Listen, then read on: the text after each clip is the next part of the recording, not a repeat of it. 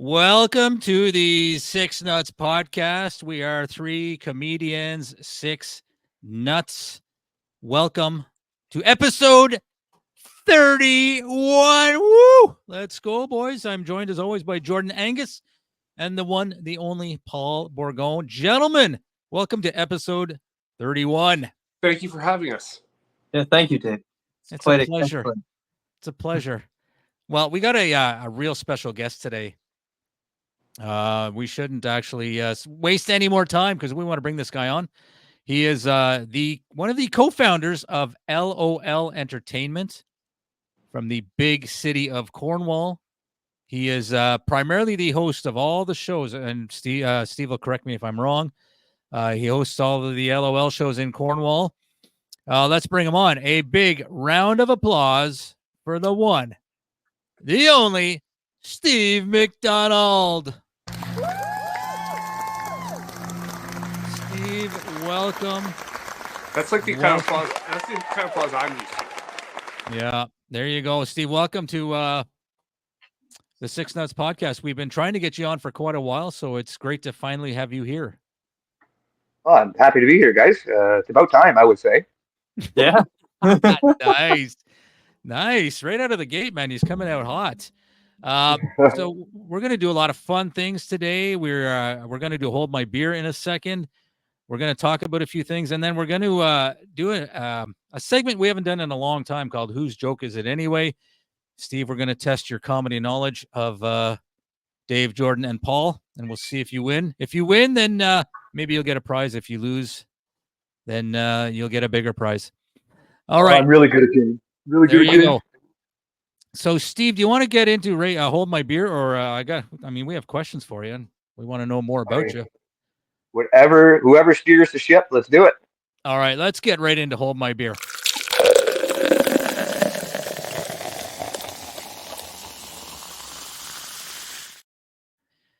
Now, Steve, I'm sure that you've watched every episode, and if you have, you'll know that out of the three of us, I am probably the lamest when it comes to picking beers because I've had everything from tea to water to port to wine to Zambuca to Mill Street Organic. So my beer game has been crap, but I'm going to go first today because we interrupt this broadcast to bring you some breaking news. Breaking news, man. I got a different beer. I got Front Porch, made by Calabogie Brewery, handcrafted in the Ottawa Valley, brewed in Calabogie and Canada. It's light lager. I'm going to crack it open. So, gentlemen, you should be like really impressed because I finally did my homework. Wow. Hey, you brought a beer. Yeah. Although I do love seeing Dave just necking a bottle of port. I mean, there's something really, really, awesome about that. The port is right here. I can go to that later, but Front Porch by Calabogie, good beer. I'm going to give it a 7.492. So good beer. So let's go around the room. Steve, let's go to you. This is the guest of honor, man. What is your beverage of choice for this episode? As a good, hearty Scottish country boy, can't go wrong with a good old case of Busch Light. Oh, there you go. Busch Light. Got a drinker. There you go. Busch Light. That's an American beer, obviously, right? Sure. Sure. I think it is. Although I don't know if it's the same. I don't know if it's under Anheuser-Busch, which is, you'd think it would be. But anyway, what do I know? I just drink them. I don't. After this podcast, I'm actually going to run straight to Google. I'm going to confirm that Busch is American and get actually my facts straight before continuing on with this. I don't know who I'm supporting. Definitely is American. All right. So Busch, you gotta give us a rating though, Steve. And if it's a round number, I'm gonna kick you off right away. You gotta give a rating. Just because of the price, I'd say it's like pie, 3.14. Wow. Wow, that bad? Well, I mean, you get what you pay for, I guess. Jesus, wow, 3.14. All right, not good What do reviews. you think you pay $10 for craft beer? All right, so we got a Calabogie Front Porch. We got Busch. Let's go over to Jordan, your beverage of choice, and it's always good, man. Jordan is like He shines in this segment, man. I actually went to Big Rig today to get a hard root beer, and they don't have them. They don't, What? and I was so disappointed. I said, "Wow, those guys on the podcast." Just asked me. I know. So the lady recommended the Madcap Orange. Oh, awesome. 7%, eh? 8%. I figured Steve was on here. Last time I hung out with Steve, we polished a half a bottle of like rum or some shit. I don't know. That was pretty bloody. Yeah. Yeah. So cheers. Nice. Have you never had that before, Jordan? No, that's the first time. Oh, there you go. Got a little bite to it. Not bad. All right. Yeah. Rating? Give it a 7.14. 7? Isn't that what I No. 7.14? No, I said 3.14 and you said 7 something. Oh, okay. Yeah, 7.42. All right. Well, Jordan, that continues a streak. Like, he hasn't had the same beer, I don't think, ever. No. And it's usually Which Paul is and I are like, impressive. 31 episodes, right? Yeah. It's very impressive. All right, Paul, let's go to you. Your beer of choice or beverage of choice. Maybe it's not beer.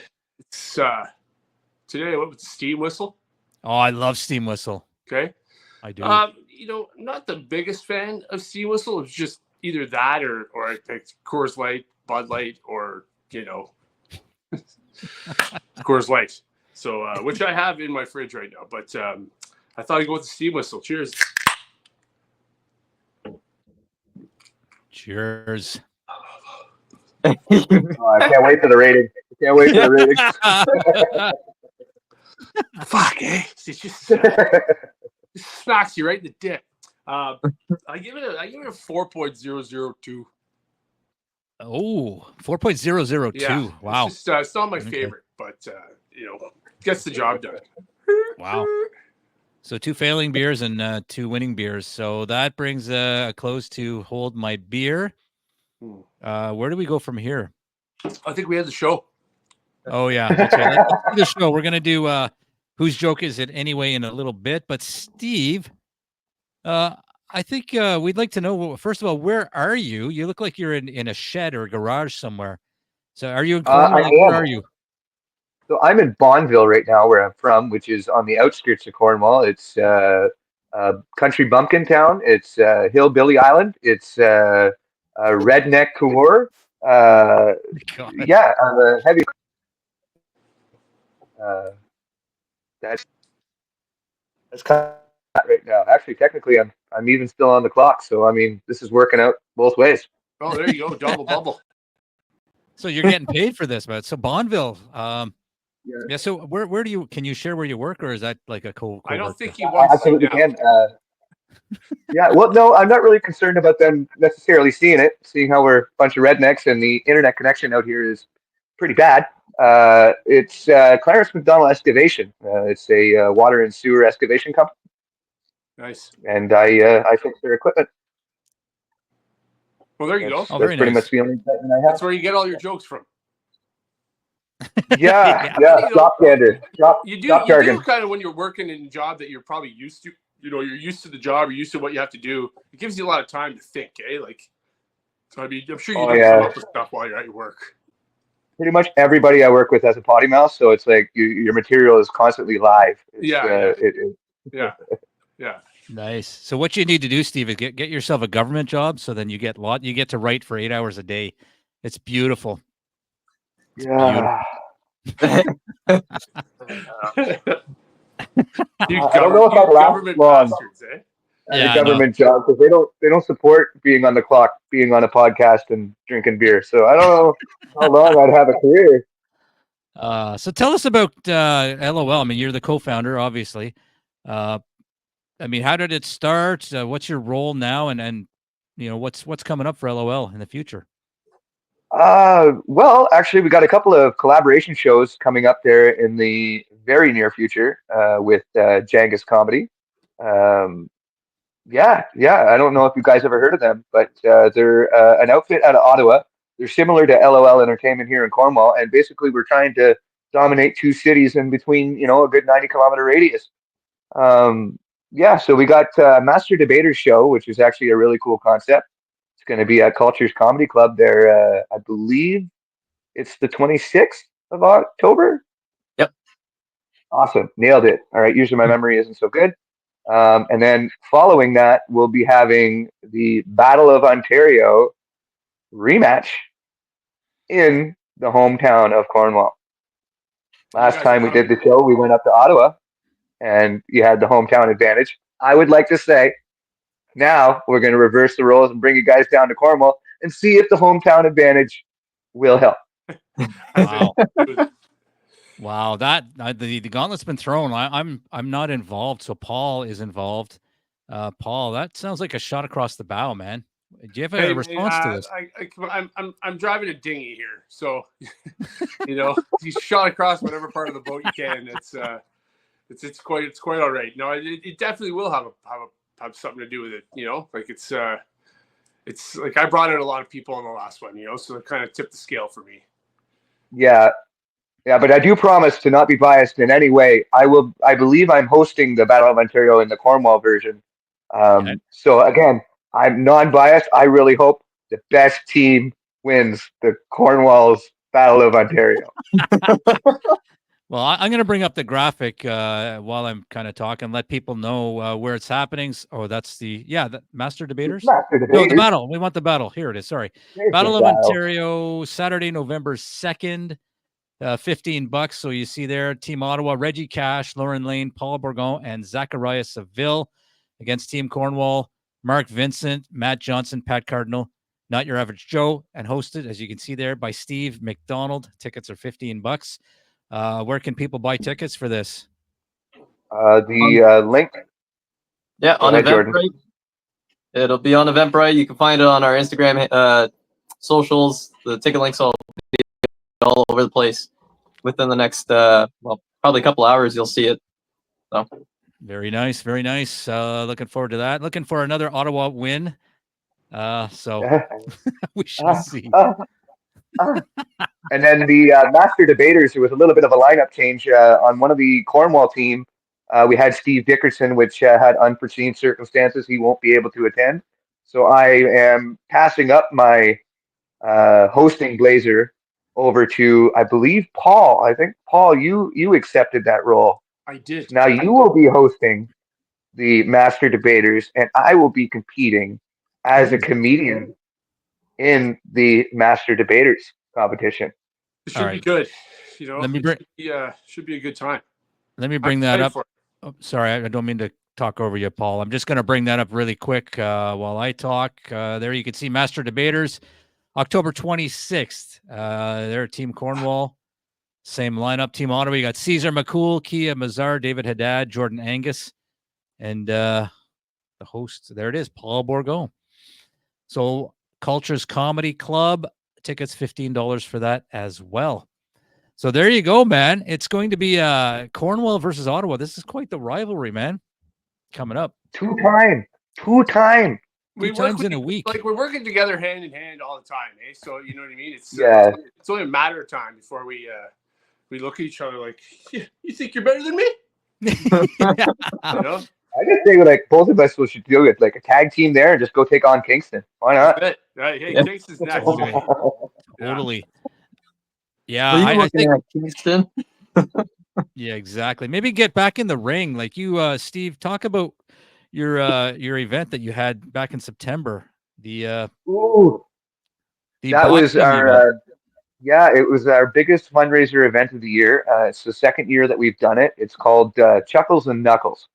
And basically what it is it's two best forms of entertainment, starting off with some good old-fashioned stand-up comedy, and then closing the night with some head-to-head battle of wits and carnage. Last year, we had Joe Bowman, which is also a co-founder of LOL. Obviously, you guys know Joe really well. He fought Tony Lewis in an exhibition-style boxing match last year in Chuckles and Knuckles 2023.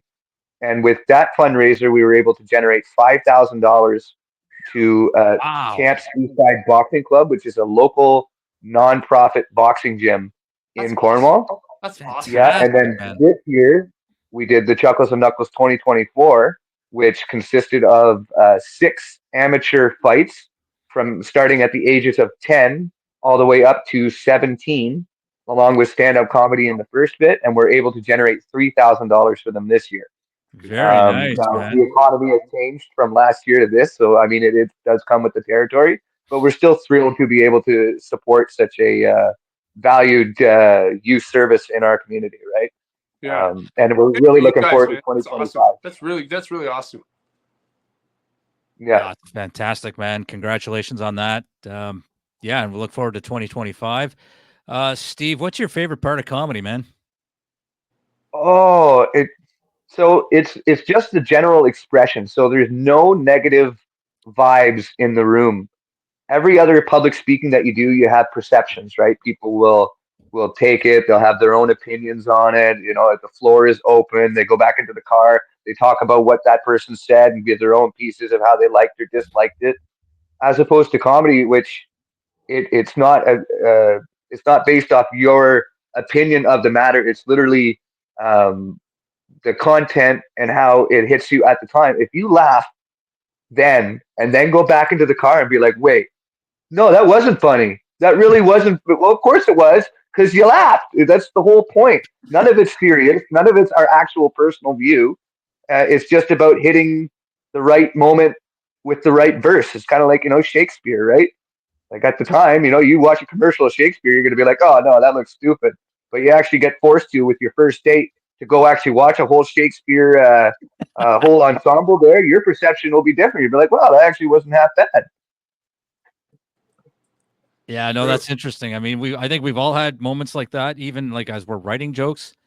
And Paul, I mean, you talk about writing that Flintstones joke and at 2 a.m. and kind of throwing the pen down. And, well, did they get a load of this one? I mean, that's true. Like that's not a lie. Like I mean, that literally did happen. Like, and it's just because that's such a stupid statement to make. Like what if Fred Flintstone pronounced it badu? Like it's the story of it makes for the kind of punchline, if you will. But that's not a word of a lie. That's all that did happen. Yeah, it's crazy, man. Have you ever had an experience like that, Steve, where a joke just hits you and like, man, I gotta. Yeah, but in the opposite way. So like, I think everything's funny, and then you turn around, and you try and take it to the stage, and you don't even get one even chuckle on it. You go back to the drawing board. You're like, nope. That wasn't a good call at all. Let's try something else. The same stuff still happens to me. Like, I mean, I think it's funny, and I don't get laughs. But then it also goes on the other side of the spectrum too. You figure you have like a light chuckle joke or like a very like a weak on the spectrum kind of joke, and it turns around and it kills the entire room. You're like, wow, I didn't see that happening. But it's a hit and miss. I guess it's all on delivery. Sure is. Yeah, it's really funny. I've had moments where like people laughed where they shouldn't have laughed. And Jordan, I'm sure you've had moments like that too. Like, has that ever happened to you, Jordan, where like you're expecting the laugh here, but the laugh actually came somewhere else? Yeah, it's actually my bit about my mother's trying to explain to me, and I'm like, my other mother is a lesbian, and the crowd laughed at that, and I wasn't like, I'm just trying to explain to the lead up to the joke, and they just fucking died when I said my other mother is a lesbian. And I'm like, yeah, okay, obviously, like, and then when you get to your punchline, it's like not even that funny. Yeah, it wasn't anywhere as good as when they laughed at the fact that my other mother is a lesbian. Like, yeah. You go back and try to adjust your stat after, and you're like, okay, yeah, leave pause for laugh there. Yeah. No, I've got. I know exactly what you mean by that 11s joke that I do. Yeah. Steve, if you're not aware, it's just I basically go through a bunch of similarities with the number 11, and I talk about how like 211 in progress is a robbery. 311 was a band in the 90s. 411 you call for information. 511 is traffic updates. 611 is call bell. 711 is convenience store. And then whenever I say, and the Twin Towers, they fell on 9/11, people always laugh at that.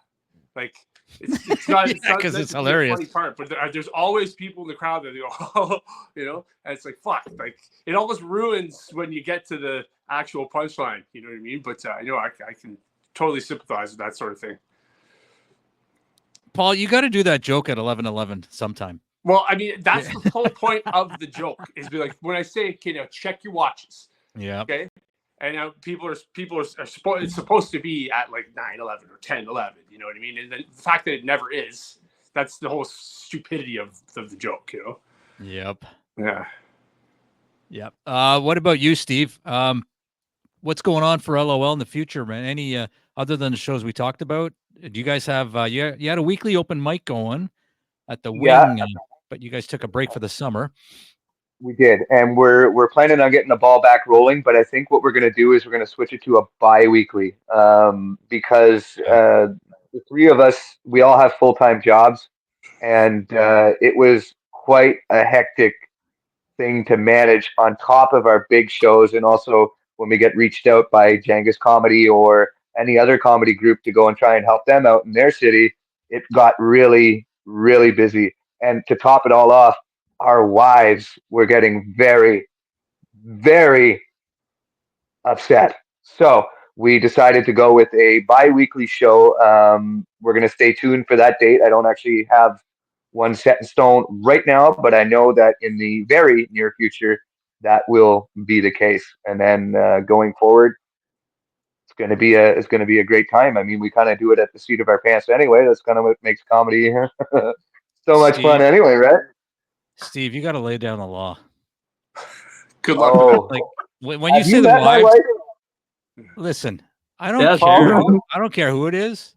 Jordan, you got to lay down the law, man. If she's not happy, I'm sorry, man, but you got to lay down the law. And Dave, she is the law. She's the law. You can't. I'm sorry, man. Like you got to put her in her place and say, listen, this is what's going on. If you don't like it, then you're gonna. Are you gonna attend my funeral?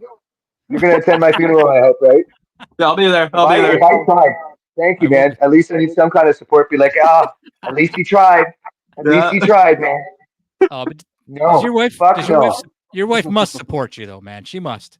Oh yeah, no, I do get the support, but then again, we also have the family lifestyle too. I have 3 children, so she speaks on their behalf as well. So I can't really argue with her logic. Yeah, well, unfortunately, I'm telling you, man, you got to just lay down the law, man. Did that work for you, Dave? All right, let's move on. All right, here we go now. What about your favorite comedian, Steve? Who's your favorite comedian? Oh, okay. So I don't know if you guys are actually going to know who he is, but he's an old timer. His name is Jim Flynn. Jim Flynn. Never heard of him. So Jimmy Flynn is a comedian out of the East Coast. His comedy always involved a story. It had killer punchlines. Everything had at least 3 funnies before the main punchline. He was one of the bigger inspirations to me jumping into comedy in the first place, on top of also Jim Carrey, Robin Williams kind of vibe, because I believe growing up I had a very, very heavy Jim Carrey vibe. Like I was just that obscure and like all over the place. It worked well for me in the past. So yeah, those would be my 3 main inspirations. Stand-up comic, definitely Jimmy Flynn, but comedy all in general. Like, I mean, if Jim Carrey and Robin Williams, one of them were to transition to a woman and they were to fuck, they would have a child, and I think that would be close to, if not me. So. Oh my God. That's crazy. Yeah. So do you watch a lot of movies? Like you mentioned Jim Carrey. I know Paul watches movies galore. I know he's a big fan of Jim Carrey. He's actually reached out to Jim Carrey. Is that true, Paul? I have not yet. I thought you were talking about it. No. That's probably the boldest move I could make as a. If you do reach out to him, tell him this is part of the Sonic 5 movie, or 4. He'll be right into it. He'll 100% confirm. I'm sure. Yeah. But no, I mean, I was just thinking about it when you were saying, Steve, that you liked him. I was like, one of the funniest things is like, if I'm not back in 5 minutes, just wait longer. Like that's not used enough still to this day. And every time I see that movie, like I used to watch it, rewind it, watch it again, rewind it, watch it again. Like I know the blinking sequence of that movie. Like, but did you see the one where he goes and gets the Emmy? Okay, I think it was like in the 90s. There, he's got a big old cigarette in his mouth. He's dressed up as fucking what's his name there? Anyways, yeah, he goes up. Oh, there's a lot of pussy in the room tonight. I'm like, oh, definitely only shit you can get away with in the 90s, right? Big time. Yeah. Wow. Yeah. That's amazing. We got to move on. Let's get to, unless Paul or Jordan, you guys have more questions for Steve? I had one question. When he said if Jim Carrey and Robin Williams, one of them can transition into a woman or became a woman, which one would be your dad? Which one would be your mom? Oh, Robin Williams would be the dad for sure, 100%. Really? Jim Carrey would be, yeah, man. Man, think about it. Think about Mrs. Doubtfire was hot. Was it? Yes, sir. Yeah, she was out there, man. But Did you Dick get the and same Jane, version Dick and Jane, as mine? Jim Carrey dresses up as a woman, and it's like I watched it. And I'm like, he actually looks pretty good. Yeah. So who knows? Wow. Would you have sex, Paul, with a Jim Carrey in drag? 2 hands and a heartbeat, Dave. All you need. Hey. Pre-op or post-op? Hey. Yeah. During the operation. Yeah. What about you, Steve? Would you? Would you? Who would or would I? Would you have an affair? No, no, but I'd really want to. But I wouldn't. What if your wife said, "Yeah, go ahead"? Still wouldn't. It's a test. That's a smart man. What are you talking about? It's a test. You got this. I'm veteran. Yeah. Dave, you're gonna meet my wife, and everything's gonna make sense. Yeah, he's a veteran. He knows what he's doing. All right. Right. I'm still alive. I'm doing something right. Well, I mean, I could say what I want on here because she doesn't watch this show, so it's okay. I can say what I want. So you know what, honey? You just get back up into the kitchen and you just do the dishes. No, never mind. All right, I will edit that out. I'm kidding. I'm like the most. All right. He's the wife of the relationship, really. Right, man. If anybody wears the pants in a relationship, it's her. Not you. Yeah, it's not me. All right, we got to move on before I really get in trouble. Dave's like, I'm the captain of this ship, and I have my wife's permission to say so. Well, you know what? When I wear the pants, but she buys them and washes them. So. Yeah. I will say this: when we first got married, and this is a true story, I said, "Honey, I'm the man of the house. I will make every major decision for this family." And in 32 years of marriage, we have not had one major decision to make.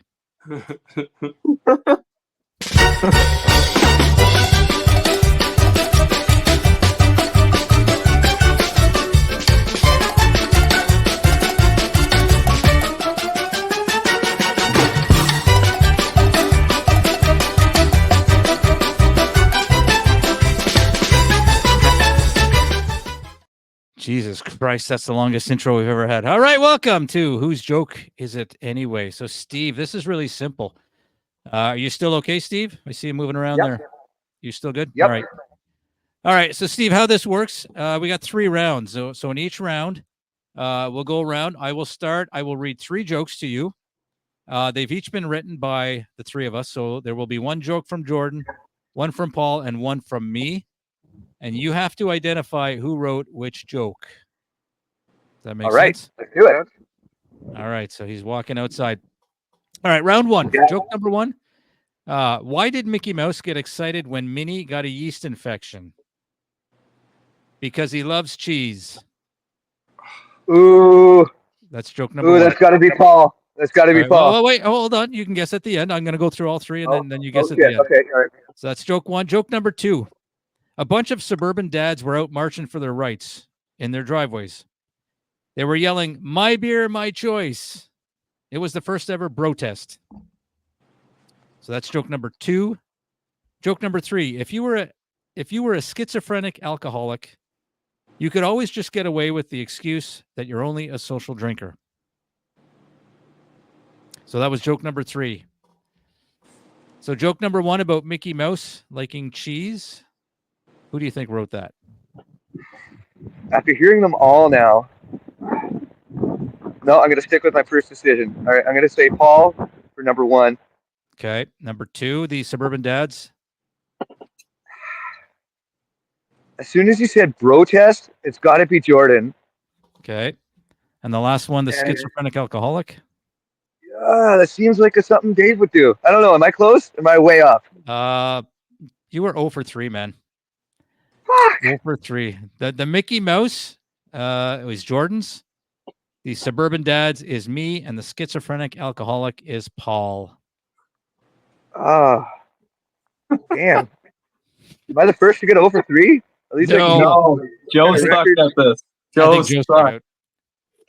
You could tell it wasn't Paul's because as soon as that punchline came up, Paul almost ralphed. Yeah. Yeah, that's a hit. You can look at a reaction. I'm bad for laughing at my own jokes too. All right, but you get 2 more chances to redeem yourself. We'll go to round 2. Let's go to Jordan for round 2. All right, joke number 1. Buzzword is the latest buzzword, and it never will not be. That's the first one. Joke number 2.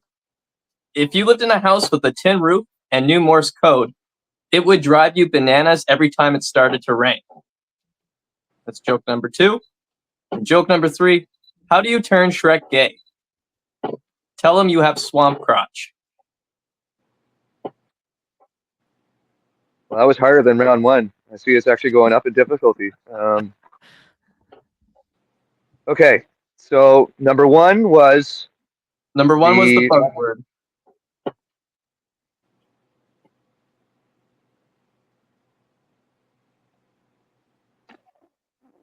You know what? When in doubt, I'm going to stick to the same order. Eventually, statistically, it's going to work out right. Paul, 1. Moving on. Morse code. I'm split between that one too, so I'm going to switch that one around. Morse code to Dave, and then followed by the last, which was the swamp crotch to Jordan. You got 1 for 3. All right. At least it's better. I'm moving up in the world, boys. Dave was the buzzword. Paul was the tin roof. I was swamp crotch. All right. So you were 1 for 3. Let's go to. So yeah, you did better than round 1. So this round you should get 2. So round 3, we're going to go to Paul. Okay. I've never had pea soup in my life. I always thought it was just a bowl full of pea. Same reason why I've never had shiitake mushrooms. So that's joke number 1. Joke number 2. Joke number 2 is my wife hates my relationship with my guy friends, mostly because we were really close. Nothing can break our bromance, except when she enters the room and yells that circumcised penises are better. This causes a dispute between the guys who are and aren't circumcised. She's created the first legal cockfight. So that's joke number 2. And joke number 3 is the Confederate flag is banned because it's the symbol for white supremacy.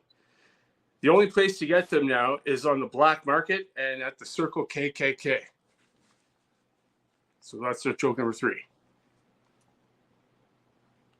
Okay. I'm going to go 1 for Paul, 2 for Jordan, 3 for Dave. Oh, baby! There you go. Clean sweep, man. Woo! Did I nail it?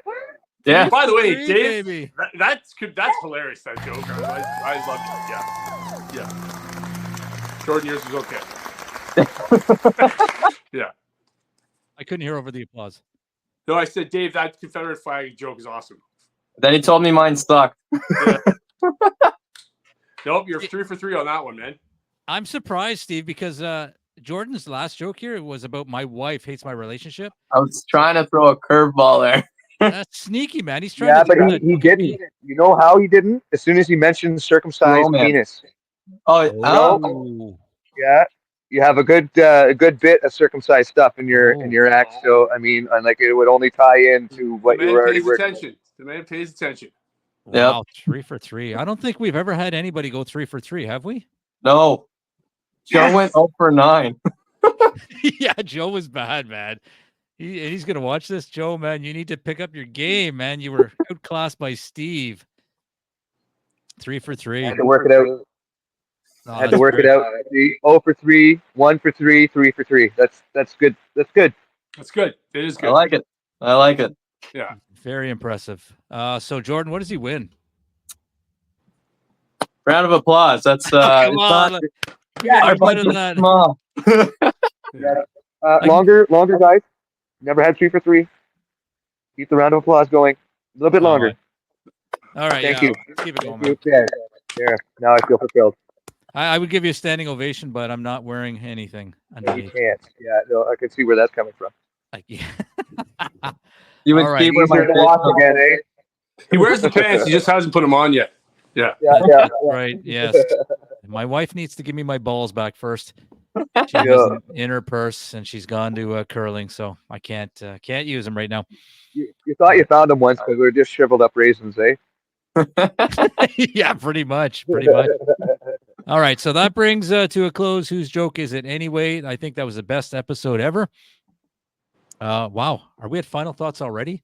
Sure. Yeah. It seems like we're early, man. Is there anything else you guys want to talk about before we get to final thoughts? Not really. All right, let's move on.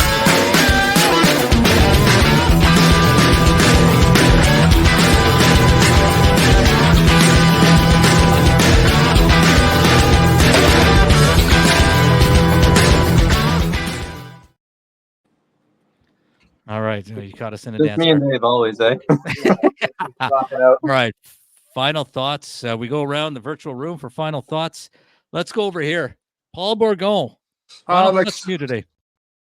I'm excited for the Master Debaters. I think it's going to be a good one. As soon as you guys asked me to do it, I love the actual show, The Debaters. I'm actually going to it on the 22nd. It's here in Ottawa. It's just up the street. So big fan of Steve Patterson. I think he's great.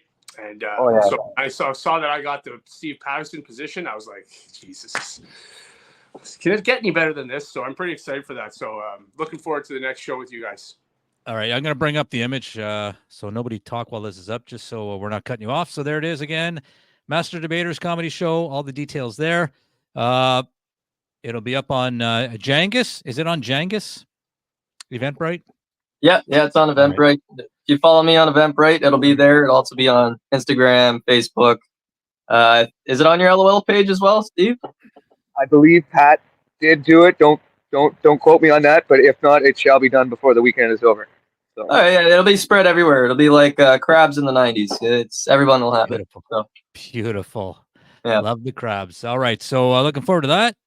Paul, anything else for you? That's it. That's all I got. All right, Jordan, down to you for your final thought. Thanks, Steve, for coming on. I know it was a long time coming. Looking forward to the two shows on October 26th, Master Debaters, and November 2nd, Battle of Ontario, the rematch.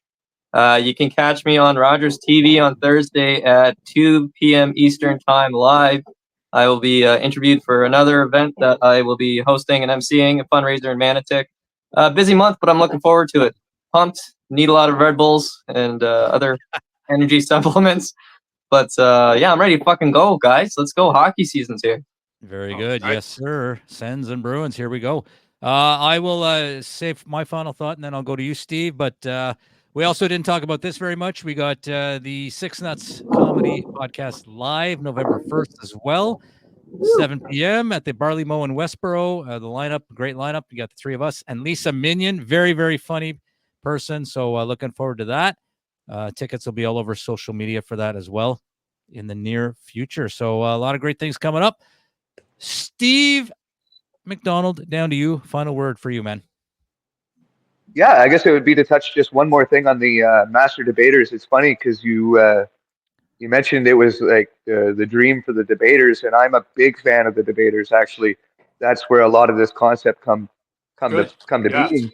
Great and idea. The benefit that we get to do with Master Debaters versus the normal debaters is that normal debaters is during prime time on CBC radio, right? So it's very G-rated, and you just want to have that vulgarity or at least a little bit of more, intuitive language involved in this comedy, because it would just like bring it to that next level. You know what I mean?